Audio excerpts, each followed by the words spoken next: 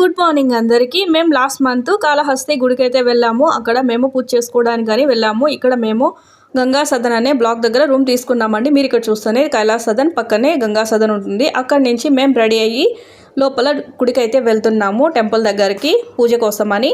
Temple దగ్గరికి వెళ్ళే దారిలో ఇలా ఉంటుంది. గుడి లోపలికైతే వెళ్ళామండి. గుడి లోపల నుంచి ఎక్కడైతే రావుకేతు పూజకు టికెట్లు ఇస్తారో అక్కడికైతే వెళ్ళి కనుక్కున్నాము.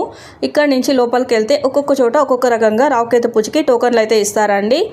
పాతాల గణపతి వెనకాల రావుకేతు పూజకి టికెట్ ఇస్తారు. మేమైతే 750 రూపీస్కి రావుకేతు పూజకి అయితే వెళ్ళాము.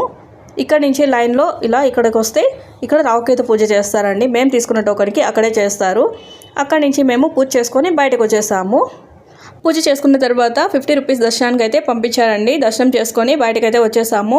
ఫుల్ బ్లాగ్ అయితే కింద లింక్ ఇస్తాను చూడండి. ప్లీజ్ ఒక లైక్ చేయండి, షేర్ చేయండి, సబ్స్క్రైబ్ చేసుకోండి. బాయ్.